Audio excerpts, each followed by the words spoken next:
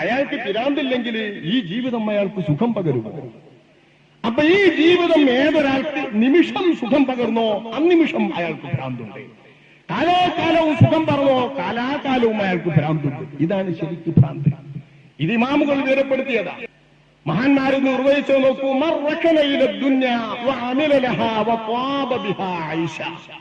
ദുന്യാവിലേക്ക് ആകൃഷ്ടനായിട്ട് ദുന്യാവിലെ ജീവിതം സന്തോഷകരമായി അനുഭവപ്പെടുന്നവരും ദുന്യാവിന് വേണ്ടി അധ്വാനിക്കുന്നവരുമായ ആരുണ്ടെങ്കിലും അവൻ ഭ്രാന്തനാകുന്നു എന്ന് പറഞ്ഞാൽ ആരാ അങ്ങനെ ഇല്ലാത്തത്?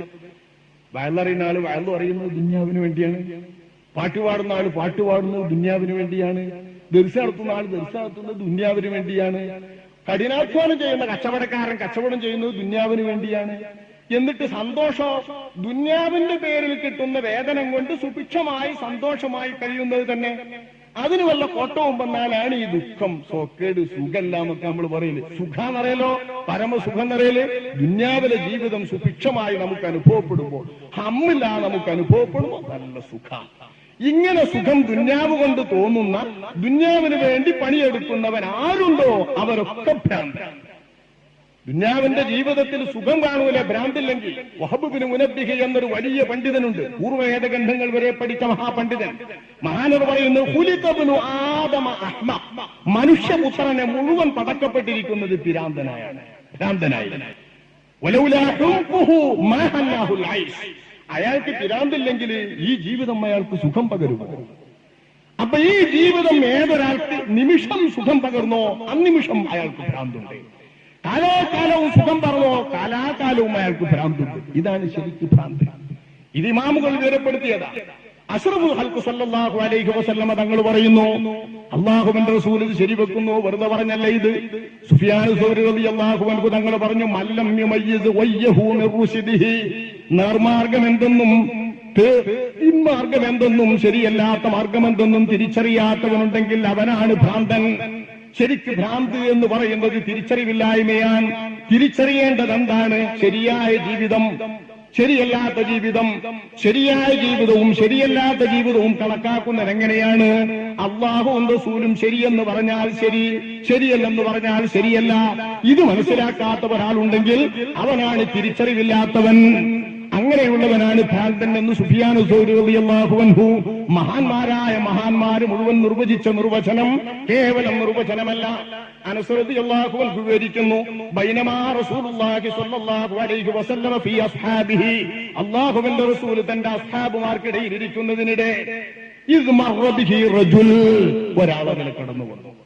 അയാൾ ആംഗ്യവും ചേഷ്ടയും പ്രവർത്തനവും രൂപവും ഭാവവും വസ്ത്രോടുക്കലും ഒക്കെ കൂടി കണ്ടപ്പോ ആളുകൾ നോക്കിയപ്പോ അറിയുന്ന ചിലര് പറഞ്ഞു, ഹാദാ മജ്നൂൻ, ഇയാൾ ഭ്രാന്തനാണ്. നമ്മൾ പറയല്ലോ, നമ്മളിങ്ങനെ ഇരുന്ന് കാര്യപ്പെട്ടു വർത്താനം പറയണതിന്റെ ഇടയിൽ ഒരാളിങ്ങനെ കടന്നു വന്നാല് കാര്യക്കണ്ട സാരല്ല, ലേശം ആ ലേശം എന്ന് പറയുന്ന അർത്ഥത്തിൽ സ്വഹാബാക്കൾ ചില വിവരങ്ങൾ പറയും, ഹാദാ മജ്നൂൻ, ഇയാൾ ഭ്രാന്തനാണ്. അഷ്റഫുൽ ഖൽഖ് സല്ലല്ലാഹു അലൈഹി വസല്ലം തങ്ങൾ പറഞ്ഞു, അല്ല, ഹാദാ റജുലുൻ മുസാ, ഇയാൾക്ക് ബുദ്ധിക്ക് തകരാറ് സംഭവിച്ചിട്ടുള്ളത് അള്ളാഹുവിന്റെ ഭാഗത്ത് നിന്നും എത്തിയിട്ടുള്ള ഒരു രോഗമാണ്. ആ രോഗം ഇയാൾ കൊണ്ടുവന്നത് ശരിയാണ്.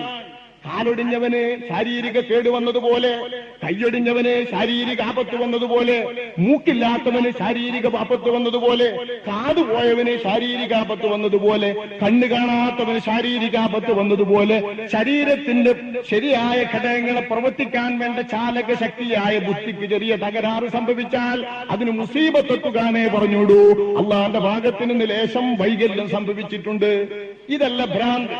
റസൂലുള്ളാഹി തങ്ങൾ പറയുന്നു, ഇന്നമൽ മജ്നൂനുൽ മുഖീമു അലാ മഅസിയത്തില്ലാഹ് ഔ കമാ ഖാല റസൂലുള്ളാഹി, ശരിയായ ഭ്രാന്തൻ അൽ മുഖീമു അലാ മഅസിയത്തില്ലാഹ്, പടച്ചവൻ പറഞ്ഞത് കേൾക്കാതെ പടച്ചവൻ നിരോധിച്ചതും എതിർത്തതും ശറഅ എതിർത്തിട്ടുള്ളതുമായ കാര്യങ്ങൾ തന്നെ ചെയ്തുകൊണ്ടിരിക്കുന്നവൻ അവനാണ് ഭ്രാന്തൻ. തിരിച്ചറിവില്ലാത്തവൻ അവനാണ്, വിവേകമില്ലാത്തവൻ അവനാണ്, ബുദ്ധിയില്ലാത്തവൻ അവനാണ്. മറ്റേയാൾക്ക് അയാൾക്ക് ലേശം മനസ്സിന്റെ രോഗമുണ്ട്. മനസ്സിന്റെ രോഗം എന്ന് പറയാം മുസാബിന്. മനസ്സിന്റെ രോഗമുള്ളവർക്കൊക്കെ നമ്മൾ ഭ്രാന്തെന്ന് പറയാറില്ല. മനസ്സിന്റെ രോഗം എത്ര ആൾക്കാർക്കുണ്ട്, നമുക്കൊക്കെ ഉണ്ടാവുമല്ലോ. കടന്ന് വന്ന് കുടുങ്ങിയിട്ട് മനസ്സിന് ലേശം പ്രയാസം വന്നാൽ മനസ്സിന്റെ രോഗം, മനസ്സിന്റെ സുഖം. ഏതെങ്കിലും ഉറ്റവരോ ഉടയവരോ മരിച്ചിട്ട് മനസ്സിന് പ്രയാസം വന്നാൽ മനസ്സിന്റെ രോഗമാണ്. മനസ്സിന് മുസീബത്തെത്തി. മനസ്സിന് മുസീബത്തെത്തി ഇയാൾക്ക് മാനസിക പ്രവർത്തനം ശരിയല്ലാത്ത അർത്ഥത്തിൽ അയാളെ ശാരീരിക വൈകല്യങ്ങൾ പോലെ ബുദ്ധിവൈകല്യമുണ്ടെന്ന് പറയാം. ഇത് അല്ലാഹുവിന്റെ ഭാഗത്ത് നിന്ന് വരുന്ന സൃഷ്ടിപരമായ അല്ലാഹുവിന്റെ നിയന്ത്രണപരമായ ഒരു അസുഖമാണ്, ഒരു പരീക്ഷണമാണ്. എന്നാൽ ശരിക്ക് വിവേകമില്ലാത്തവനും തിരിച്ചറിയാത്തവനും തന്നെ കൊണ്ട് തന്നെ തിരിച്ചറിവില്ലാതാകുന്നവൻ, തന്നെ സംബന്ധിച്ച് തന്നെ ബോധമില്ലാതാകുന്നവൻ, തന്നെത്താൻ തന്നെ തിരിച്ചറിവ് നഷ്ടപ്പെടുത്തുന്നവൻ, അവനാണ് ശരിക്കും മജ്നൂൻ, ഭ്രാന്തൻ. അവൻ ആരാണ്? അല്ലാഹുവിനെ എതിർത്തുകൊണ്ട് ജീവിച്ചുകൊണ്ടിരിക്കുന്ന ആൾ. അവനാ തിരിച്ചറിവില്ലാത്തത്. അഷ്റഫുൽ ഖൽഖ് സല്ലല്ലാഹു അലൈഹി വസല്ലം തങ്ങൾ അള്ളാഹുവിന്റെ വഹയി പ്രകാരം പറഞ്ഞു തരുന്ന ഭ്രാന്തനാണ് ഈ പറയുന്ന ഭ്രാന്തൻ. ഈ അർത്ഥത്തിൽ ഭ്രാന്തൻ ആരാണ്? ലക്ഷ്യം തിരിയാത്ത മനുഷ്യൻ തന്നെ. എന്തിനാണ് തന്നെ പടച്ചതെന്ന് തിരിയാത്തവൻ? എന്തിനാണ് തന്നെ പടച്ചതെന്ന് തിരിയാത്തവൻ? റസൂലുള്ളാഹിന്റെ ഈ ഹദീസിനെ ശരിയായ അർത്ഥത്തിൽ നല്ലൊരു കവിതാവാക്യമാക്കിയിട്ടുണ്ട് മുഹമ്മദ് ബിൻ സഈദ് ഖ്വാജി എന്ന് പറയുന്ന നല്ല കവി. മഹാനവർ പറഞ്ഞത് കേട്ടാൽ നമുക്ക് മനസ്സിലാക്കാൻ എന്താ ഭ്രാന്ത്. മഹാനവർ പറഞ്ഞു, ഖുലിഖ്നാ ലിഅംരിൻ ഫഇല്ലം നകുൻ ബിഹി മുഅ്മിനീന ഫഇന്നാ ലനുകാ വഇൻ നഹ്നു കുന്നാ ബിഹി മുഅ്മിനീൻ വലസ്നാ നഖാഫു ഫഇന്നാ ലഹൽകാ. ഖുലിഖ്നാ ലിഅംർ, നമ്മളെയൊക്കെ പടച്ചിരിക്കുന്നത് ഒരു കാര്യത്തിനാണ്. എന്തോ കാര്യത്തിന് വെറുതെ പടക്കൂ. നല്ല നല്ല നല്ല മനുഷ്യന്മാര്, കണ്ണും മൂറും ചേരും, ശാരീരികമായ ചേഷ്ടകളും ശാരീരികമായ ശക്തികളൊക്കെ സുന്ദരമായ ഒരു കൂട്ടരെ അല്ലാഹു തആല വെറുതെ പടക്കുകയെ ഇല്ല. ഖുലിഖ്നാലി അം, കാര്യപ്പെട്ട ഒരു കാര്യത്തിന് വേണ്ടിയാണ് നമ്മളെയൊക്കെ പടച്ചിട്ടുള്ളത്. ഫഇല്ലം നകുൻ ബിഹി മുഅ്മിനീൻ, ആ കാര്യം നമുക്ക് മനസ്സിൽ ഉറപ്പില്ലെങ്കിൽ, ബോധമില്ലെങ്കിൽ, വിശ്വാസമില്ലെങ്കിൽ ഫഇന്നാ ലനുകാ, നമ്മൾ ഭ്രാന്തന്മാരാണ്. എന്തിനാണ് നമ്മെ പഠിപ്പിച്ചത്? എന്തിനാണ് അല്ലാഹു നമ്മെ സൃഷ്ടിച്ചത്? എന്തിനാണ് അല്ലാഹു നമുക്ക് വിദ്യാഭ്യാസം നൽകിയത്? എന്തിനാണ് അല്ലാഹു നമുക്ക് കേൾവി നൽകിയത്? എന്തിനാണ് അല്ലാഹു നമുക്ക് ശാരീരികമായ സൗഖ്യം നൽകിയത്? എന്തിനാണ് അല്ലാഹു നമുക്ക് ആരോഗ്യം നൽകിയത്? അല്ലാഹു നൽകിയിരിക്കുന്നതും സൃഷ്ടിപരമായി നമുക്ക് നൽകിയിരിക്കുന്നതുമായ കാര്യങ്ങളെക്കുറിച്ച് എന്തിനാണതെന്ന് ലക്ഷ്യബോധമില്ലാതെ വന്നാൽ ഫഇന്നാ ലനുകാ, അവനാണ് തിരിച്ചറിവില്ലാത്ത ഭ്രാന്തന്മാർ. ഭ്രാന്തന്മാർക്കുള്ളൊരു പദമാണ് നൂക്ക്. ഒരുപാട് പദമുണ്ട്. ഇതിന്റെ പദങ്ങൾ തന്നെ പേജുകൾ ചർച്ച ചെയ്തിട്ടുണ്ട് പാമ്യങ്ങൾ. ആ പേജ് പദങ്ങൾക്കൊക്കെ അർത്ഥമുണ്ട്. നമ്മളിടയിലുണ്ട് അത്തരം ഭ്രാന്തന്മാർ. അരപ്പിരാന്ത്, മുഴുപ്പിരാന്ത്, കാപ്പിരാന്ത് എന്നൊക്കെ പറയുന്ന ഒരു അരണ കമ്മി, ഒരു ലേശം കുറവുണ്ട് എന്നൊക്കെ പറയില്ലേ. ഇതിനൊക്കെ അറബിൽ പദമുണ്ട്. നമ്മൾ മലയാളത്തിൽ പറയുന്ന ഈ പാത്തിനൊക്കെ ഈ അർത്ഥത്തിലുള്ള നല്ല ഭ്രാന്തന് പറയുന്ന വാക്കാണ് നൂക്ക്. ആ നൂക്ക എന്ന് പറയേണ്ടത് കാര്യം എന്തിനാ നമ്മളെ പടച്ചതെന്ന് തിരിയാത്തവരാണ്. നേരെ മറിച്ച്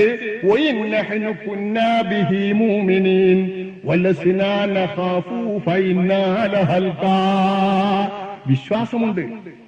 എന്തിനാണ് നമ്മളെ സൃഷ്ടിച്ചതെന്ന് വിശ്വാസമുണ്ട്. നമ്മെ പോലെ നമ്മളിപ്പോ ഇരിക്കുന്നവർക്കൊക്കെ വിശ്വാസമുണ്ടല്ലോ. പരലോകം, മരിച്ചതിന്റെ ശേഷമുള്ളൊരു ലോകം, സ്വർഗമോ നരകമോ എന്നൊക്കെ തിരിയുന്നവരാണ് നമ്മൾ. രണ്ടാലും ലോകത്ത് മാത്രമാണ് ശാശ്വതമായ ജീവിതം എന്നുറപ്പിച്ചവരാണ് നമ്മൾ. ചെറുപ്പകാലത്ത് മദ്രസയിൽ നിന്ന് പഠിച്ചിട്ടോ ഉമ്മവാപ്പാന്മാരിൽ നിന്ന് കേട്ടിട്ടോ വയലുകളിൽ നിന്നും ഉറുതികളിൽ നിന്നും ഉൾക്കൊണ്ടിട്ടോ നമ്മളൊക്കെ അങ്ങനെ വിശ്വസിച്ചിട്ടുണ്ട്. ശരിയാണ്, ബോധമില്ലെന്നേ ഉള്ളൂ.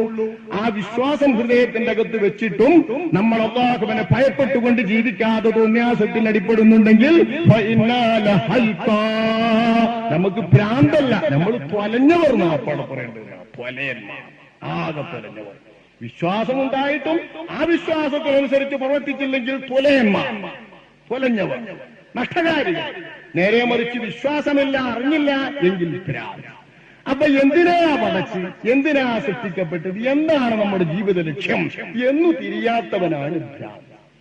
ഈ ഭ്രാന്ത് ഇന്ന് ബുദ്ധിയുള്ള മുഴുവൻ സമൂഹത്തിലെ അംഗങ്ങൾക്കുണ്ട് എന്ന് തന്നെ പറയാം. എനിക്കുണ്ട്, ഞാൻ തന്നെ പറയാം. നിങ്ങൾ ഓരോരുത്തരും ചിന്തിച്ചു നോക്കിയുണ്ട്, എല്ലാവർക്കും ഉണ്ട്. കണ്ണും കാതും നമ്മുടെ അവയവങ്ങളുടെ ഓരോ സെല്ലും നമ്മുടെ ശേഷികളുടെ ഓരോ അംശവും രാജാമ്പുരാനായ അല്ലാഹു സുബ്ഹാനഹു വ തആല നമുക്ക് ഔദാര്യമായി നൽകിയിരിക്കുന്നത് എന്തൊരു ലക്ഷ്യത്തിന് വേണ്ടിയാണ്? എന്തിനു വേണ്ടിയാണ് അല്ലാഹു അത് നൽകിയത്? ഏത് രീതിയിൽ അത് വിനിയോഗിക്കാനാണ് അല്ലാഹു തആല പറഞ്ഞത് എന്ന് ഓർക്കുകയും ചിന്തിക്കുകയും പഠിക്കുകയും വിശ്വസിക്കുകയും ചെയ്യാത്ത ഭ്രാന്ത്, ഈ ഭ്രാന്തുള്ളവരല്ലേ സമൂഹത്തിൽ പെരുത്തു. സമൂഹത്തിലധികവും. ഇതുകൊണ്ടല്ലേ ഈ കാലുകൊണ്ട് എന്ത് ചെയ്യണമെന്നറിയാത്തത്? ഇതുകൊണ്ടല്ലേ നമ്മുടെ കണ്ണുകൊണ്ട് എന്തൊക്കെ കാണണം, എന്തൊക്കെ കണ്ടുകൂടാ എന്നറിയാത്തത്? അതുകൊണ്ടല്ലേ ഈ കാതുകൊണ്ട് എന്തൊക്കെ കേൾക്കണം, എന്തൊക്കെ കേട്ടുകൂടാന്ന് തിരിയാത്തത്? ഇതുകൊണ്ടല്ലേ മൂക്കുകൊണ്ട് എന്തൊക്കെ മണക്കണം, മണത്തുകൂടാന്ന് തിരിയാത്തത്? ശരീരത്തിലെ സ്പർശനത്തിൽ എന്തുമായി സ്പർശിക്കാം, എന്തുമായി സ്പർശിച്ചുകൂടാ എന്ന് മനസ്സിലാകാത്തത് വിവേചനമില്ലാത്തത് കൊണ്ട്, എന്തൊക്കെ വേണ്ടിയാണ് ഇത് പടച്ചത് എന്ന് തിരിയാത്തത് കൊണ്ട്. ഈ തിരിവില്ലായ്മ, ഇതാണ് ഭ്രാന്ത്. ഇതാണെങ്കിൽ ഇന്നത്തെ സമൂഹത്തിന് മുഴുവൻ ഭ്രാന്ത്. നേരെ മറിച്ച് ജനം ഭ്രാന്തന്മാരായി വിധി എഴുതവരോ ഇത് നല്ലോണം തിരിയുന്നവരാ, ധാരോളം പേർ. അവരെയാണ് ഉഖലാഉൽ മജാനീൻ, ഭ്രാന്തന്മാരിലെ ബുദ്ധിജീവികൾ, ബുദ്ധിയുള്ള ഭ്രാന്തന്മാർ എന്ന് പണ്ഡിതന്മാർ വിളിച്ചത്. നല്ല ഭ്രാന്ത്, ജനങ്ങൾക്ക് ഭ്രാന്ത്. അത് നമ്മൾ പറഞ്ഞ അർത്ഥത്തിൽ ഉടുക്കാത്ത ഭ്രാന്ത്, ഉടുത്ത ഭ്രാന്ത്, മൊഴിയും തന്തോന്നില്ലാത്ത ഭ്രാന്ത്, ജനങ്ങളുടെ ഇടയിൽ കാണുന്ന സാധാരണ കാണുന്ന ഭ്രാന്ത്. മാറാപ്പൂ കെട്ടി എന്തിനാണെന്നറിയാതെ ഒരാളിങ്ങനെ നടക്കേണ്ട ഭ്രാന്തെന്നറിയില്ല. അത്തരം ഭ്രാന്തന്മാർ. ആ ഭ്രാന്തന്മാർക്ക് നല്ല ബോധമുണ്ട്, എന്തിനു പടച്ചു എന്ന് നല്ല ചിന്തയുണ്ട്. എങ്കിൽ അവർ നല്ല ബുദ്ധിമാന്മാർ.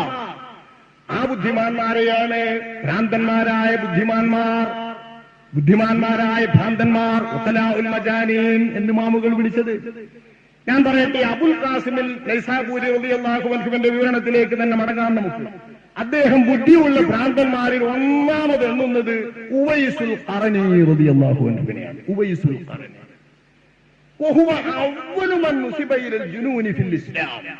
ഇസ്ലാമിൽ മുസ്ലിമായ ആളുകളുടെ കൂട്ടത്തിൽ അഷ്റഫുൽ ഖൽഖ് സ്വല്ലല്ലാഹു അലൈഹി വസല്ലമ തങ്ങളെന്ന നബിയെ മാറ്റി നിർത്തിയാൽ ഈ ഉമ്മത്തിൽ ഒന്നാമതായി ഭ്രാന്തനെന്ന് വിളിക്കപ്പെട്ടിട്ടുള്ള ആൾ, ഭ്രാന്തനായി മാറിയിട്ടുള്ള ആൾ, ഇസ്ലാമിന്റെ പേരിലും ഇസ്ലാമിക ജീവിതത്തിന്റെ പേരിലും ഇസ്ലാമിക നിഷ്ഠയുടെ പേരിലും ഭ്രാന്തനെന്ന് പറഞ്ഞിട്ടുള്ള ആൾ ഉവൈസുൽ ഖറനി റളിയല്ലാഹു. അങ്ങനെ വിളിക്കും.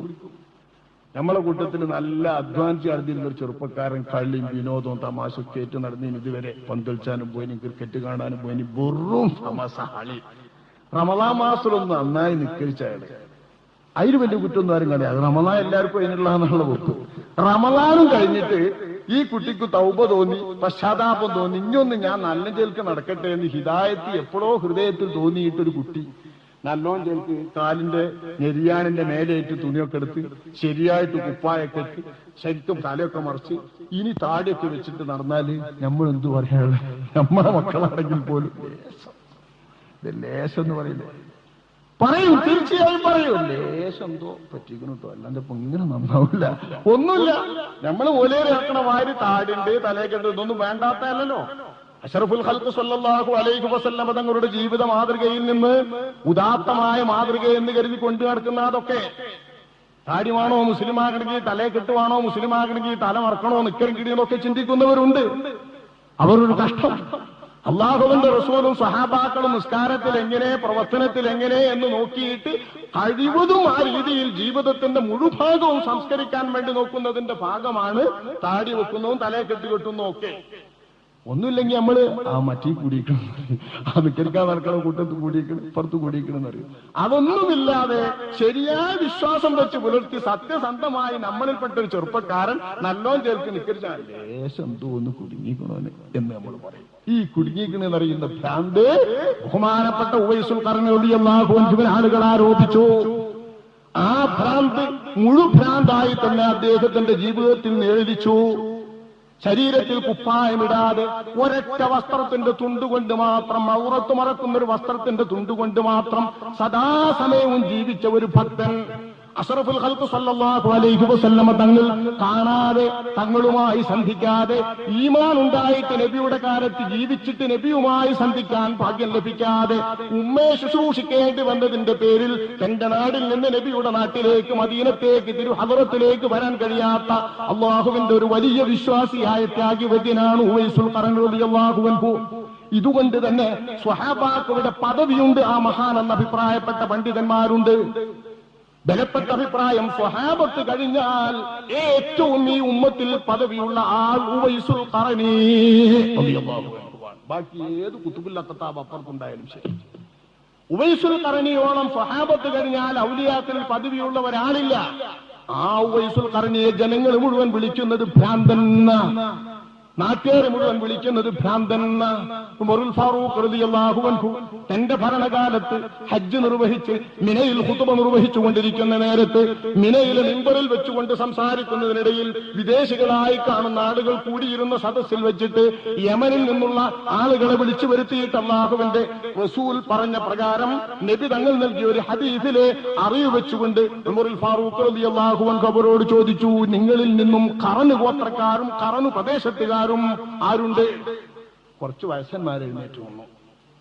അവരോട് ചോദിച്ചു, നിങ്ങളുടെ നാട്ടിൽ ഉവൈസ് എന്ന് പേരുള്ള ഒരാളുണ്ടോ? ഉവൈസ്. ഉമർ ഫാറൂഖ് റളിയല്ലാഹു അൻഹുവിന്റെ ചോദ്യം. അവർ പറഞ്ഞു, ലൈസ ഫീ ബലദിനാ മൻ ഇസ്മുഹു ഉവൈസ് ഇല്ലാ മജ്നൂൻ. ഞങ്ങളുടെ നാട്ടിൽ ഉവൈസ് എന്ന് പേരുള്ള ഒരാൾ ഭ്രാന്തനായ ഒരാളല്ലാതെ വേറൊരാളില്ല. യസ്കുനുൽ ഖഫാർ വറിമാൽ ലാ യലഹു വലാ യുലഹു. അയാൾ കാടുകളിലും വിജനപ്രദേശങ്ങളിലുമാണ് താമസിക്കുന്നത്. മണൽപ്പരപ്പുകളിൽ ഒറ്റയ്ക്ക് പോയി കിടക്കുകയാണ്, താമസിക്കുകയാണ്. ജനങ്ങൾക്കിടയിലൊന്നും താമസമില്ല. ലാ യലഹു വലാ യുലഹു. ആരെങ്കിലും ചെന്നാൽ അയാൾ ഓടും. ഞങ്ങളെടുത്തൊന്നും അയാൾ വരൂല്ല, ജനങ്ങളിലേക്ക് ഇങ്ങോട്ട് വരൂല്ല. ആരെങ്കിലും ജനങ്ങൾ അങ്ങോട്ട് ചെന്നാൽ അയാൾ ഓടുകയും ചെയ്യും. ഇതിനല്ലേ ഭ്രാന്ത്?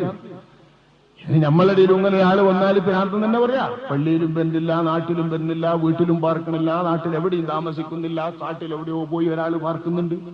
വസ്ത്രോ വേഷമോ ആണെങ്കിൽ ആകെ ഒരു വസ്ത്രമേ ഉള്ളൂ. ഇങ്ങനെ ഒരാൾ, ഈ ഒരാളെ കണ്ടാൽ ഭ്രാന്തൻ എന്ന് പറയൂലേ? നാട്ടുകാർ വിളിച്ചു ഭ്രാന്തൻ. ഈ ഭ്രാന്തനല്ലാതെ ഒരാൾ ഞങ്ങളുടെ നാട്ടിൽ ഉവൈസെന്നില്ല. മഹാനായ ഉമറുൽ ഫാറൂഖ് തങ്ങൾ പറഞ്ഞു, അയാളെ തന്നെ നമുക്ക് കിട്ടേണ്ടി. അതന്നെ നമ്മൾ ഉദ്ദേശിച്ച ആള്, നിങ്ങൾ വിചാരിച്ച ആളല്ല, അയാളാണ് നല്ലയാള്. അയാളെ നിങ്ങൾ കണ്ടാൽ ഞാൻ നിങ്ങളെ ഏൽപ്പിക്കുന്നു. അല്ലാഹുവിന്റെ റസൂൽ എനിക്ക് അദ്ദേഹത്തെ കുറിച്ച് വിവരം തന്നിട്ടുണ്ടെന്നും അഷ്റഫുൽ ഖൽഖ് തങ്ങൾ സലാം പറയാൻ വേണ്ടി എന്നെ ഏൽപ്പിച്ചിട്ടുണ്ടെന്നും മുത്തുനബിയുടെ ഒരു സലാം എനിക്ക് വേണ്ടി ഞാൻ പറഞ്ഞതായി നിങ്ങൾ അദ്ദേഹത്തിലേക്ക് ചൊല്ലണമെന്നും ഞാൻ നിങ്ങളെ ഏൽപ്പിക്കുന്നു. കഴിയുമെങ്കിൽ എന്നെ ഒന്ന് കാണാനും എനിക്കൊന്ന് സന്ധിക്കാനും എനിക്ക് നേരിട്ടൊന്ന് ദുആ ചെയ്യിപ്പിക്കാനും ഒരവസരമുണ്ടായെങ്കിൽ എന്ന് ഞാൻ പറഞ്ഞതായും നിങ്ങൾ അദ്ദേഹത്തെ അറിയിക്കണം. ജനങ്ങൾ പ്രാർത്ഥന വിധി എഴുതാളിയിലേക്ക് ഖലീഫ ഉമറുൽ ഫാറൂഖ് റളിയല്ലാഹു അൻഹു സന്ദേശം അറിയിക്കുന്നത് നോക്കൂ. ഖലീഫയുടെ നിർദ്ദേശമല്ലേ, അവരത് പാലിച്ചു. ഇത് കേട്ടപാടെ മഹാനായ ഉവൈസുൽ ഖർനി റളിയല്ലാഹു അൻഹു തങ്ങൾ പറയുന്നു, പടച്ചോനെ, ഈ ഉമർ എന്നെ പരിചയപ്പെടുത്തിയല്ലോ, ഖലീഫ എന്നെ പ്രചാരപ്പെടുത്തിയല്ലോ. ഇനി എനിക്ക് ഈ നാട്ടിൽ നിന്നുകൂടാ, ഇനി ഞാൻ ആരുടെയും മുമ്പിൽ നിൽക്കൂല, ഞാൻ എവിടെയെന്നറിയാതെ ഈ നാടിൽ നിന്ന് പോവുകയാണ്. അഷ്റഫുൽ ഖൽഖ് സ്വല്ലല്ലാഹു അലൈഹി വസല്ലമ തങ്ങളുടെ പേരിൽ സ്വലാത്ത് ചൊല്ലി സലാം മടക്കി സുന്ദരമായി പറഞ്ഞ ശേഷം ആ നാടിൽ നിന്ന് പോകാനാ ഉവൈസ് തീരുമാനിക്കുന്നത്. പിന്നെ ആ നാട്ടുകാർ ഉവൈസിനെ കണ്ടിട്ടില്ല, യമൻ ദേശക്കാർ പിന്നെ ഉവൈസിനെ കണ്ടിട്ടില്ല. ചരിത്രം വിവരിക്കുന്നത് പിന്നെ ഉവൈസുൽ ഖർനിയെ നേരിട്ട് ജനങ്ങൾക്കറിയുന്നത് മഹാനർ ഷഹീദായി കിടക്കുന്ന ബഹുമാനപ്പെട്ട അലി ഇബ്നു അബീ ത്വാലിബ് റളിയല്ലാഹു അൻഹുവിന്റെ സൈന്യത്തിൽ കിടന്നുകൊണ്ട് ഷഹീദായി കിടക്കുന്ന ആ സൈന്യത്തിലാണ്. മുസ്ലിമീങ്ങളിൽപ്പെട്ട എതിരാളികളുമായി അലി ഇബ്നു അബീ ത്വാലിബ് റളിയല്ലാഹു അൻഹുവിന്റെ കാലത്ത് യുദ്ധം നടത്തേണ്ടി വന്നു. പ്രസിദ്ധമായ സിഫീൻ യുദ്ധം രാഷ്ട്രീയമാണ്, ഭരണപരമായ യുദ്ധമാണ്. ആ യുദ്ധത്തിൽ ബഹുമാനപ്പെട്ട അലിയാരുടെ ഖലീഫ അമീറുൽ മുഅ്മിനീന്റെ സൈന്യത്തിന്റെ കൂട്ടത്തിൽ മുറിവേറ്റ് കിടക്കുന്ന ഉവൈസുൽ ഖർനിയെ അവർ കണ്ടെത്തി. റസൂലുള്ള പറഞ്ഞു കൊടുത്ത അടയാളപ്രകാരം തന്നെ കണ്ടെത്തി. നോക്കുമ്പോ 40 ചില്ലാനം വെട്ടും കുത്തും ശത്രുക്കളിൽ നിന്ന് മഹാനരുടെ ശരീരത്തിലേറ്റിട്ടുണ്ട് മുറിവുകൾ. ആ വിധം ഷഹീദായി കിടക്കുന്ന ഉവൈസിനെയെ ബഹുമാനപ്പെട്ട നാട്ടുകാരും സഹാബാക്കളും മറ്റുള്ളവരും കണ്ടുള്ളൂ. കൂട്ടത്തിൽ ഒരാൾ കണ്ടത്, ഒറ്റയ്ക്ക് കണ്ടത് ചരിത്രത്തിൽ വിവരിക്കുന്നത് ഹരിം ഇബ്നു ഹയ്യാൻ എന്ന ബഹുമാനപ്പെട്ട അഷ്റഫുൽ ഖൽഖ് സ്വല്ലല്ലാഹു അലൈഹി വസല്ലം തങ്ങളുടെ മൊഴി ഉമറിൽ നിന്ന് കേട്ടിട്ട് കാണാൻ പോയ വലിയ മഹാനെയാണ് ഹരിം ഇബ്നു ഹയ്യാൻ. ചരിത്രം വിവരിക്കുന്നുണ്ട്, ഹരിം ഇബ്നു ഹയ്യാൻ ഉവൈസുൽ ഖർനിയുടെ സമീപത്തെത്തിയത്. എനിക്ക് കൂഫയിലേക്ക് ചെല്ലുമ്പോ ആകെ ലക്ഷ്യം മദീനത്തിൽ നിന്ന് ഞാൻ കൂഫയിലേക്ക് ചെല്ലുമ്പോ, കൂഫ എന്ന് പറഞ്ഞാൽ ഇപ്പൊ നമ്മളെ സദ്ദാം ഹുസൈൻ ഭരിക്കുന്ന ബഗ്ദാദിന്റെ ആ നഗരത്തിൽപ്പെട്ട ഒരു നഗരം, അന്നത്തെ കാലത്ത് ഒരു നഗരം, ഇറാഖിന്റെ ഒരു നഗരം. ആ കൂഫയിലേക്ക് പോയി. കൂഫയെ ലക്ഷ്യമാക്കി നടക്കുമ്പോ എന്റെ ആകെ ലക്ഷ്യം ഉവൈസുൽ ഖർനിയെ കാണുക മാത്രമാണ്. യമനിൽ നിന്ന് പാടിക്കടന്നിട്ട് അദ്ദേഹം കൂഫയിലുണ്ടെന്ന് എനിക്ക് മനസ്സിലായി. കേട്ട വിവരം വെച്ച് ഞാൻ പോയി എവിടെ അന്വേഷിച്ചാലും ഇദ്ദേഹത്തെ കുറിച്ച് അറിയില്ല, അങ്ങനെ ഒരാളെ തന്നെ അറിയില്ല. എനിക്ക് കിട്ടിയ അടയാളപ്രകാരം ഉമറുൽ ഫാറൂഖ് അള്ളാന്റെ റസൂൽ പറഞ്ഞു കൊടുത്ത വിവരപ്രകാരം നോക്കണം നിങ്ങൾ. അഷ്റഫുൽ ഖൽഖ് തങ്ങൾ ഇയാളെ കണ്ടിട്ടില്ല. അയാളുടെ ശരീരത്തിലുള്ള ഒരു റുപ്പിക വട്ടത്തിലുള്ള വെള്ളപ്പാണ്ടിന്റെ കല വരെ അഷ്റഫുൽ ഖൽഖ് സല്ലല്ലാഹു അലൈഹി വസല്ലം തങ്ങൾ സ്വഹാബാക്കൾക്ക് വിവരിച്ചു കൊടുത്തിട്ടുണ്ട്. ഈ അടയാളം വിവരിച്ചത് പ്രകാരം ഞാൻ യൂഫ്രട്ടീസ് നദിയുടെ ചാരെ ഏകനായി നിന്നുകൊണ്ട് വുദു എടുക്കുന്ന ഒരു മനുഷ്യനെ നട്ടുച്ച നേരത്ത് കണ്ടു. താനാകെ ഉടുത്തിരിക്കുന്നത് ഒരു വസ്ത്രമാണ്, നനഞ്ഞ ഒരു വസ്ത്രം. അപ്പ അലക്കി ശരിയാക്കി ആ വസ്ത്രം തന്നെ ശരീരത്തിൽ ഉടുത്തിരിക്കുകയാണ്, ഉണങ്ങാൻ കാത്തു നിൽക്കുന്നില്ല. അതെടുത്തിട്ട് ഒതുവെടുത്തുകൊണ്ട് ഷാഫിഉൽ ഫുറാത്ത് യൂഫ്രട്ടീസ് നദിയുടെ കരക്കയിൽ മഹാനായ ഞാൻ കണ്ട ഉവൈസുൽ ഖർനി റളിയല്ലാഹു അൻഹു നിൽക്കുന്നു. അടയാളപ്രകാരം ഞാൻ മനസ്സിലാക്കി. ഞാൻ അടുത്ത് ചെന്ന് നിന്നിട്ട് സലാം പറഞ്ഞു. സലാം മടക്കി. ഹയ്യാക്കല്ലാഹു മിർ റജുൽ, ഒരാളിനെ കണ്ടല്ലോ, ഒരാളെ കണ്ടല്ലോ, അള്ളാഹു നിങ്ങൾക്ക് അഭിവാദ്യം നൽകട്ടെ, അള്ളാഹു നിങ്ങൾ ശരിയാക്കട്ടെ എന്ന് മൂപ്പർ ദുആയിരുന്നു. എനിക്ക് കണ്ടപ്പോഴേ കരച്ചിൽ വന്നു. ഞാനായ കുഴഞ്ഞുപോയി. ഞാൻ സ്നേഹിക്കുന്ന എന്റെ സ്നേഹഭാജനത്തെ കണ്ടുമുട്ടിയല്ലോ എന്ന സന്തോഷം, സന്തോഷിക്കുന്ന എന്റെ പ്രേമഭാജനത്തെ കണ്ടുമുട്ടിയപ്പോൾ അവരുടെ ശരീരത്തിന്റെ രൂപം കണ്ടപ്പോൾ തോന്നിയ സഹതാപം, ഇത് രണ്ടും കൂടി എന്നെ പ്രയാസപ്പെടുത്തി, നൊമ്പരപ്പെടുത്തി. ഞാൻ കരഞ്ഞുപോയി. ഞാൻ ഇയാളുമായി ബന്ധപ്പെട്ടിട്ട് അദ്ദേഹത്തിന്റെ പേര് വിളിച്ചു, ഉവൈസുൽ ഖർനി. എങ്ങനെയാ നിങ്ങൾക്ക് പേര് കിട്ടിയത് എന്ന് അദ്ദേഹം ചോദിക്കുന്നു. എനിക്ക് അല്ലാഹു തആല വിവരം പറഞ്ഞു തന്നു. ഓ അല്ലാഹ്, സുബ്ഹാന റബ്ബിനാ ഇൻ കാന വഅദു റബ്ബിനാ ലമഫഊലാ. പടച്ചോൻ എത്ര പരിശുദ്ധൻ! അല്ലാഹു തന്നെയല്ലേ പരിശുദ്ധൻ. പടച്ചവന്റെ വാഗ്ദാനം അവൻ നിറവേറ്റുകയാണല്ലോ. ഹയ്യാക്കല്ലാഹു യാ ഹരിമു ഇബ്നു ഹയ്യാൻ. ഹരിമു ഇബ്നു ഹയ്യാൻ, അല്ലാഹു നിങ്ങളെയും അഭിവാദ്യം ചെയ്യട്ടെ എന്നാ പിന്നീട് പിന്നെ ഉവൈസുൽ ഖർനി റളിയല്ലാഹു അൻഹു പറയും. ഞാൻ അന്തം വിട്ടു. ഞാൻ അദ്ദേഹത്തോട് പേര് പറഞ്ഞിട്ടില്ല. വിദേശിയായി വരുന്ന എന്നെ ഹരിമു ഇബ്നു ഹയ്യാൻ എന്ന് വിളിക്കുന്നു. ഉവൈസുൽ ഖർനി എന്ന് എനിക്ക് അദ്ദേഹത്തിന്റെ പേര് കിട്ടാൻ കാരണമുണ്ട്. ഉമറുൽ ഫാറൂഖിന്റെ ഖുതുബയിൽ നിന്നും സഹാബാക്കളുടെ വിവരണത്തിൽ നിന്നും ഞാൻ പഠിച്ചിട്ടുണ്ട്. എന്റെ പേര് ഇയാൾക്ക് എങ്ങനെ കിട്ടി? ഞാൻ അദ്ദേഹത്തോട് പറഞ്ഞു, എന്റെ പേര് നിങ്ങൾക്ക് എങ്ങനെ കിട്ടി? എന്നെ നിങ്ങൾ എങ്ങനെ അറിഞ്ഞു? മഹാനത് പറഞ്ഞു, ആത്മാക്കളുടെ ലോകത്തൊരു ബന്ധമുണ്ട്. നിങ്ങളുടെ ഈ കാണുന്ന ഉടലിന്റെ ശരീരം പോലെ തന്നെ, ശരീരത്തിന്റെ ഉടൽ പോലെ തന്നെ, കണ്ണുപോലെ മൂക്ക് പോലെ ആത്മാക്കൾക്കുമുണ്ട് തടി. ആത്മാക്കളുടെ ലോകത്ത് തമ്മിൽ പരിചയപ്പെടും. ആ വിധം എന്റെ ആത്മാവിന്റെ തടി കൊണ്ട്, കണ്ണുകൊണ്ട് ഞാൻ നിങ്ങളെ നോക്കിയപ്പോൾ നിങ്ങളുടെ തടി, നിങ്ങളുടെ ആത്മാവിന്റെ കണ്ണ് തടി എനിക്ക് വിവരിച്ചു തന്നു. നിങ്ങളുടെ പേര്, നിങ്ങൾ ഊര്, നിങ്ങൾ ആര് എന്നൊക്കെ എനിക്ക് മനസ്സിലാക്കി തന്നു. ആത്മീയ ലോകത്ത് ആത്മാക്കളുടെ തമ്മിലെ ബന്ധമാണ്. ഇത് റസൂലുള്ളാഹി പറഞ്ഞിട്ടുണ്ട്, അൽ-അർവാഹു ജുനൂദും മുജന്നദ ഫമാ തആറഫ മിൻഹു ഇഖ്തലഫ വമാ തനാകറ ഇഖ്തലഫ. ആത്മാക്കൾ എന്ന് പറയുന്നത് സംഭരിക്കപ്പെട്ട, ഒരുമിച്ച് കൂട്ടപ്പെട്ടൊരു വലിയ സേന തന്നെയാണ്. അവർ തമ്മിൽ ആത്മീയ ലോകത്ത് പരിചയമുണ്ടെങ്കിൽ ഈ ലോകത്തും പരിചയപ്പെടും. ആത്മീയ ലോകത്ത് പരിചയമില്ലെങ്കിൽ പദാർത്ഥ ലോകത്ത് അവർ പരിചയപ്പെടുകയില്ല. ശഫീഉനാ റസൂലുള്ളാഹി. നമ്മളൊക്കെ ആത്മീയ ലോകത്ത് പരിചയപ്പെട്ടവരാ, അല്ലെങ്കിൽ ഇവിടെ പരിചയപ്പെടില്ല. ആത്മീയ ലോകത്ത് പരിചയപ്പെടാത്ത ഒരു മനുഷ്യനും പദാർത്ഥ ലോകത്ത് പരിചയപ്പെടൂല. ആത്മാവ് 4-ാം മാസത്തിൽ അള്ളാഹു ശരീരത്തിലേക്ക് ആവഹിക്കല്ലേ. അപ്പം തന്നെ മനസ്സിലാക്കാലോ, നമ്മളെ ആത്മാവ് നമ്മളെ ഉമ്മാന്റെ ഉദരത്തിലേക്ക് നമുക്ക് 4-ാം മാസം തടിക്ക് പ്രായമാകുമ്പോൾ ആവഹിക്കുമ്പോ ആത്മാവ് എന്റെ മുമ്പില്ലേ. അപ്പൊ നമ്മുടെ ആത്മാവ്, മുഹമ്മദിന്റെ ആത്മാവ്, അബൂബക്കറിന്റെ ആത്മാവ് എന്ന ആത്മീയ ലോകത്തെ ബന്ധം വല്ലാത്ത ബന്ധമാണ്. ഇതൊന്നും തിരിയാത്തൊരു കൂട്ടര് ആത്മാവിനെ തന്നെ നിഷേധിക്കും. ആത്മാവിന്റെ ശക്തികളെ നിഷേധിക്കും. ആത്മാവിന്റെ കഴിവുകളെ നിഷേധിക്കും. ആത്മാവ് മരിച്ചിട്ട് കഴിവില്ല എന്ന് പറയും. ആത്മാവ് ജീവിച്ചിരിക്കുമ്പോൾ തന്നെ നമുക്ക് തിരിയുന്ന കഴിവേ ഉള്ളൂ എന്ന് പറയും. ഇത് ആത്മാവിന് പരിചയമില്ലാത്ത വിഷയം മാറി. ഏതായാലും ഈ ആത്മീയ ലോകത്തെ പരിചയം വെച്ച് എനിക്ക് മനസ്സിലായി എന്ന് അദ്ദേഹം വിവരിച്ചു. ഇദ്ദേഹത്തിന്റെ സുന്ദരമായ വാർത്ത കേട്ടപ്പോ ഞാൻ പറഞ്ഞു, ബഹുമാനപ്പെട്ട ഉവൈസുൽ ഖർനി, അങ്ങേ ഞാൻ സ്നേഹിക്കുന്നു, അല്ലാഹുവിന്റെ കാര്യത്തിൽ സ്നേഹിക്കുന്നു, വല്ലാത്ത സ്നേഹമുണ്ട് എനിക്ക്. അങ്ങേ കണ്ടുമുട്ടിയല്ലോ, എന്റെ ഏറ്റവും സ്നേഹമുള്ള ഒരു പ്രേമഭാജനത്തെ കണ്ടുമുട്ടിയ സന്തോഷം എന്റെ മനസ്സിലുണ്ട്. അതുകൊണ്ട് അങ്ങയുടെ നാട്ടിൽ നിന്ന് ഒരൽപ്പം ഹദീസുകൾ എനിക്ക് കേൾക്കണം. ഉവൈസുൽ ഖർനി തങ്ങൾ പറഞ്ഞു, ഞാൻ അല്ലാഹുവിന്റെ റസൂലിനെ കണ്ടിട്ടില്ല, റസൂലിൽ നിന്നൊരു ഹദീസ് കേട്ടിട്ടില്ല. പക്ഷെ നിങ്ങൾക്കൊക്കെ കിട്ടിയതുപോലെ റസൂലുള്ളാഹിനെ കേട്ടവരിൽ നിന്ന് ചില ഹദീസുകൾ എനിക്കും കിട്ടിയിട്ടുണ്ട്. അത് പക്ഷേ ഞാൻ പറഞ്ഞൊരു മുഹദ്ദിസാകുന്നില്ല, ഒരു ഖാദിയാകുന്നില്ല, ഒരു മുഫ്തിയാകുന്നില്ല. ഹദീസ് ഞാൻ ഓതാനും പറയാനും ഉദ്ദേശിക്കുന്നില്ല എന്ന ആയത്ത് അള്ളാഹുവിന്റെ ഖുർആനിലെ ഒരായത്ത് അങ്ങയുടെ നാട്ടിൽ നിന്ന് കേൾക്കാൻ കൊതിയുണ്ട്, അങ്ങ് ഓതുന്ന ആയത്ത് ഏതാണെന്നറിയാൻ ജിജ്ഞാസയുണ്ട്, അങ്ങേ സ്വാധീനിച്ചിട്ടുള്ള ഖുർആനിക വചനം എന്താണെന്ന് മനസ്സിലാക്കാമല്ലോ, ഒരൽപ്പം ആയത്തോതൂ, ഒരു ലേശം ദുആ ചെയ്യൂ, വിലപ്പെട്ടൊരു ഉപദേശം തരൂ, മതി. ഇതുകൊണ്ട് ഞാൻ സന്തോഷമായി കൃതാർത്ഥനായി. ഹരീം ഇബ്നു ഹയ്യാന്റെ റളിയല്ലാഹുവിനെ കണ്ടുമുട്ടിയപ്പോഴുള്ള ശരിയായ മുതലെടുക്കൽ ഇതിനൊരു മഹാനിൽ നിന്ന് കിട്ടേണ്ടത്. ശരിയായ ദുആ, ആശീർവാദം, വിലപ്പെട്ട ഉപദേശം, അത് ജീവിതത്തിന് മാതൃകയാകും. ചോദിച്ചേ ആയത്തോടാണല്ലേ പറയുന്നത്, അള്ളാന്റെ കലാം. പിന്നെ അത് കിട്ടൂല എന്ന് പറയാൻ പറ്റില്ല. അതാർക്കും ഓതാം, ഏത് കുട്ടികൾക്കും അർത്ഥം അറിയാതെ അറിഞ്ഞൊക്കെ ഓതാൻ പറ്റുന്ന ഖുർആൻ. അതുകൊണ്ട് തന്നെ ഖുർആൻ അഊദു ബില്ലാഹി സമീഉൽ അലീം മിനശ് ശൈത്വാനിർ റജീം ബിസ്മില്ലാഹിർ റഹ്മാനിർ റഹീം.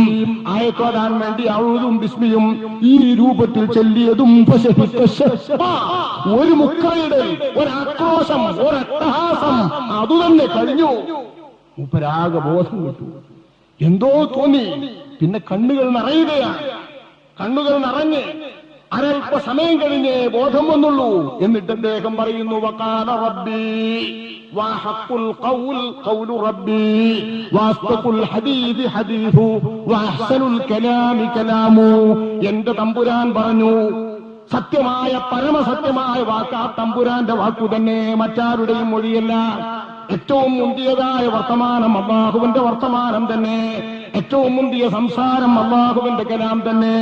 ആ കലാം അല്ലാഹു പറയുന്നു, വമാ ഖലഖ്നസ് സമാവാതി വൽ അർള വമാ ബൈനഹുമാ ലാഇബീൻ وما خلقناهما إلا بالحق ولكن أكثرهم لا يعلمون إن يوم الفصل ميقاتهم أجمعين يوم لا يغني مولى عن مولى شيئا وهم لا ينصرون إلا من رحم الله إنه هو العزيز الرحيم.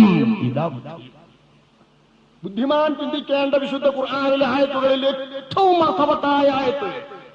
ഇതുകൊണ്ട് തന്നെയാണ് ഭ്രാന്തനായ ഉവൈസുൽ ഖർനി ഏറ്റവും സമർത്ഥനായ ബുദ്ധിമാനെ എന്ന് ഉഖലാഉൽ മജാനി വിവരിക്കുന്ന ആളുകൾ ഒന്നാം നമ്പറായി പ്രതിപാദിക്കുന്നത്. വലിയ ബുദ്ധിമാൻ. മാ ഖലഖ്നസ് സമാവാതി വൽ അർള വമാ ഖലഖ്നസ് സമാവാതി വൽ അർള വമാ ബൈനഹുമാ ലാഇബീൻ.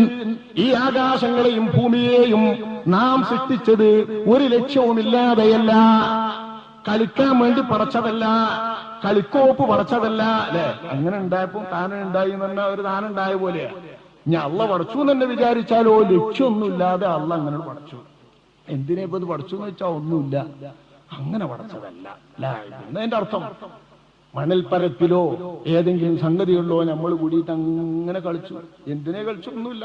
ഒരു കത്തിരിയും കിട്ടി, കുറച്ച് കടലാസും കിട്ടിയപ്പോ നമ്മൾ ഇങ്ങനെ വെട്ടി. എന്തിനെ വെട്ടി വെച്ചാൽ ഒന്നുമില്ല.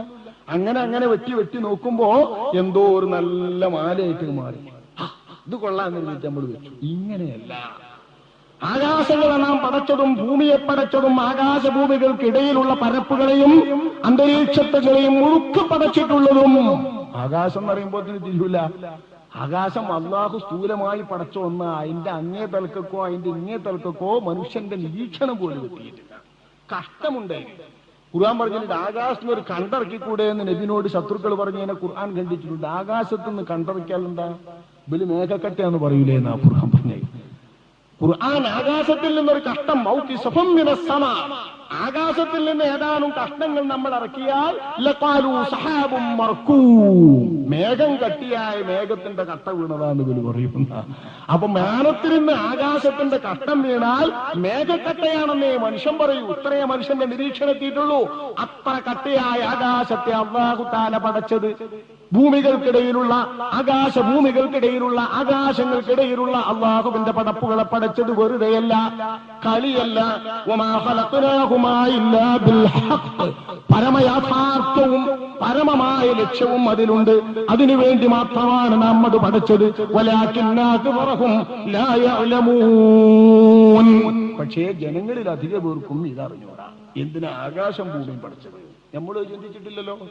ഇല്ല, ആകാശം ഭൂമി എന്തിനെ പഠിച്ചു എന്ന് നമ്മൾ ചിന്തിച്ചിട്ടില്ല, ഇന്നും ചിന്തിച്ചിട്ടില്ല. കാണുന്നു നല്ല പരപ്പ്, ഭൂമിയിലൂടെ നമ്മൾ നടക്കുന്നു. ഒരിക്കലെങ്കിലും ഒഴിഞ്ഞിരിക്കുമ്പം പടച്ചോനെ എന്തിനാണ് ഈ ആകാശങ്ങളൊക്കെ നീ പടച്ചത്? എന്തിനാണ് ആ കാണുന്ന മിന്നിത്തിളങ്ങുന്ന നക്ഷത്രങ്ങളെ പോലെ നമ്മൾ കാണുന്ന അതിനൊക്കെ എന്തിനാ പടച്ചത്? നമ്മൾ ചിന്തിച്ചിട്ടില്ല. ചിന്തിച്ചെങ്കിലും ഉത്തരം ലഭിച്ചിട്ടില്ല. അല്ലാഹു ദാ പറയുന്നത് ഇതൊന്നും നമ്മൾ പടച്ചത് വെറുതെയല്ല, വിനോദമല്ല, കളിയല്ല, പരമയാഥാർത്ഥ്യവുമായി ബന്ധപ്പെട്ട ശരിയായ ലക്ഷ്യത്തോടുകൂടെ മാത്രം നാം സൃഷ്ടിച്ചതാണ്. പക്ഷേ അധിക ജനങ്ങൾക്കും ഇതറിഞ്ഞൂടാ. ഇന്ന യൗമൽ ഫസ്ൽ മീഖാതുഹും അജ്മഈൻ. ഇതറിയുന്നവരും അറിയാത്തവരുമായ ജനങ്ങളെ തമ്മിൽ വേർതിരിക്കുന്ന ശരിയായ ഒരു നാളുണ്ട്.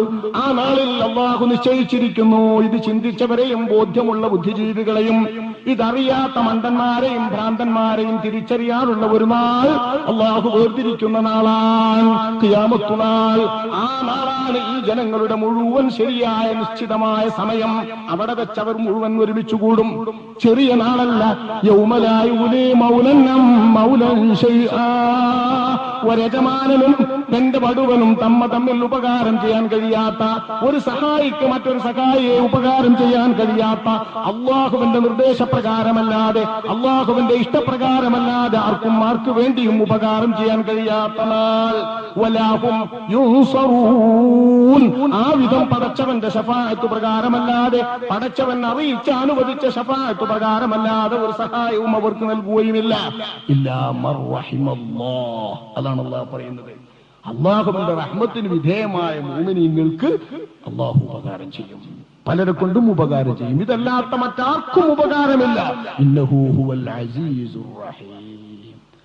ആകെ ഈ മഹാൻ ആകാശഭൂമികളെ പടച്ചതിന്റെയും ആകാശഭൂമികൾക്കിടയിലുള്ള ലോകത്തെ പടച്ചതിന്റെയും രഹസ്യങ്ങൾ ആലോചിച്ചുള്ള ഭ്രാന്താണ് ഇതിന്റെ അർത്ഥം. ഈ ആയത്ത് ആ മഹാനരുടെ വായയിൽ നിന്ന് വീണത്. ആയത്ത് വീണെന്ന് മാത്രമല്ല, ആ ആയത്ത് വീണതും മഹാനൊരു ബോധരഹിതനായി വീണു. ഞാൻ വിചാരിച്ചു കഥ കഴിഞ്ഞു.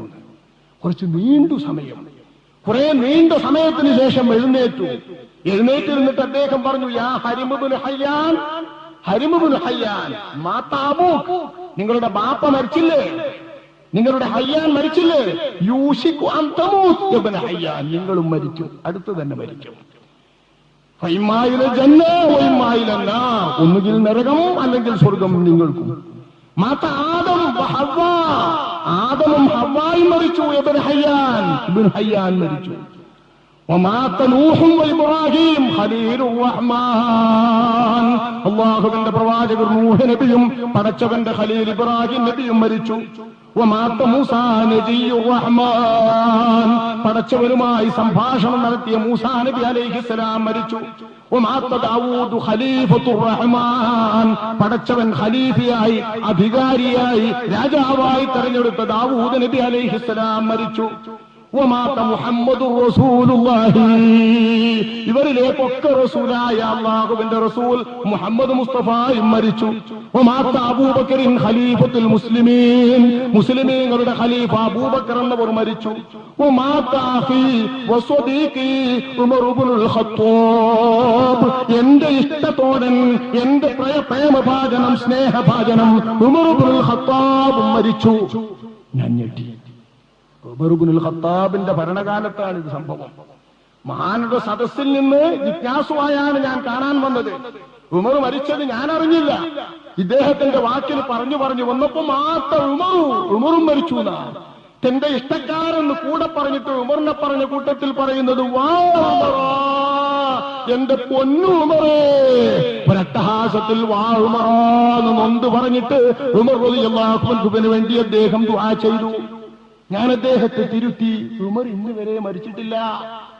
അദ്ദേഹം പറഞ്ഞു, നിങ്ങൾക്കറിയാഞ്ഞിട്ടാണ്, എന്റെ റബ്ബ് എനിക്ക് വൃത്താന്തം അറിയിച്ചു തന്നിരിക്കുന്നു. ഖദ് നആഹു ഇലയ്യ റബ്ബി ഇൻ കുൻത തഫഹമു ഖദ് അലിംത മാ ഖുൽത്, ഞാൻ പറഞ്ഞത് സത്യമാണെന്ന് നിങ്ങൾക്ക് ബുദ്ധി ഉണ്ടെങ്കിൽ മനസ്സിലാകും. എന്റെ റബ്ബ് പറഞ്ഞു അദ്ദേഹം മരണപ്പെട്ടു.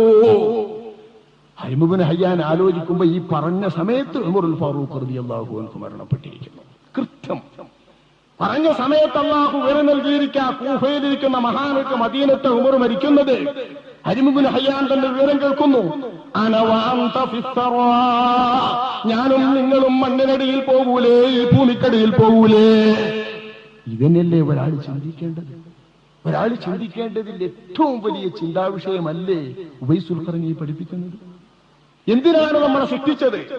എങ്ങോട്ടാണ് നമ്മുടെ പോക്ക്? ആ പോക്കിന്റെ ലക്ഷ്യസ്ഥാനം നിശ്ചിത സമയമാണ്. അദ്ദേഹം പറഞ്ഞത് ഇന്ന യൗമൽ ഫസ്ൽ മീഖാതുഹും അജ്മഈൻ. ബുദ്ധിയുള്ളവരും ബുദ്ധിയില്ലാത്തവരും, ചിന്തയുള്ളവരും ചിന്തയില്ലാത്തവരും, കാര്യം തിരിഞ്ഞവരും തിരിയാത്തവരും ഒന്നിച്ചു വരുന്ന നിശ്ചിത സമയം യൗമുൽ ഫസ്ൽ. ആ നാളേക്ക് വേണ്ടിയിട്ട് എല്ലാവരും പോയി. ഇനി ഞാനും നിങ്ങളും പോകും. അതുകൊണ്ട് അല്ലാഹുവിന്റെ റസൂലിന്റെ പേരിൽ സ്വലാത്ത് ചൊല്ലി ഏതാനും ദുആ കഴിഞ്ഞിട്ട് മഹാൻ പറഞ്ഞു, ഹാദിഹി വസിയത്തി, ഇനി ഞാൻ നിങ്ങൾക്ക് നൽകുന്ന ഉപദേശം പറയാം. കിതാബുല്ലാഹ് വ ബഖായസ് സ്വാലിഹീന മിനൽ മുസ്ലിമീൻ. അല്ലാഹുവിന്റെ കിതാബ് നിങ്ങളിലില്ലേ? ആ കിതാബ് മുറുകെ പിടിച്ച് വ ബഖായസ് സ്വാലിഹീന മിനൽ മുസ്ലിമീൻ, അതുമായി ജീവിച്ച സ്വാലിഹീങ്ങളായ അല്ലാഹുവിന്റെ ഭക്തന്മാരായ സദ്വൃത്തരായ ആളുകളുടെ ജീവിതചര്യകൾ പിൻപറ്റിക്കൊണ്ട് നിൽക്കാം. അള്ളാന്റെ റസൂൽ ഉമറുൽ ഫാറൂഖ് റളിയല്ലാഹു അൻഹുവിനോട് ദുആ ചെയ്യിപ്പിക്കാൻ വേണ്ടി നിർദ്ദേശിച്ച, സ്വഹാബാക്കളോട് ദുആ കൊണ്ട് വസിയത്ത് ചെയ്യാൻ വേണ്ടി പ്രവചിച്ചു കൊടുത്ത, നിർദ്ദേശിച്ചു കൊടുത്ത ഉവൈസുൽ ഖർനി വസിയത്ത് ചെയ്യുന്ന ഉപദേശം കിതാബുല്ലാഹ്, അള്ളാന്റെ കിതാബ്. അള്ളാന്റെ കിതാബ് എന്ന് ആർക്കും പറയാ. അള്ളാന്റെ കിതാബ് അല്ലാതെ ആരെങ്കിലും ഇവിടെ പറയുന്നവരുണ്ടോ? മുസ്ലിമീങ്ങളിൽ നിന്ന് സദ്വൃത്തരായ ആളുകൾ ജീവിച്ചു പോന്നിട്ട് നിങ്ങളുടെ മുൻപിൽ തെളിഞ്ഞു കാണുന്ന ആ ശുദ്ധമാർന്ന അവശിഷ്ടത്തിന്റെ രീതിയില്ലേ, ശൈലിയില്ലേ, മാർഗമില്ലേ? ആ മാർഗമാണ് ഞാൻ ഉപദേശിക്കുന്നത്.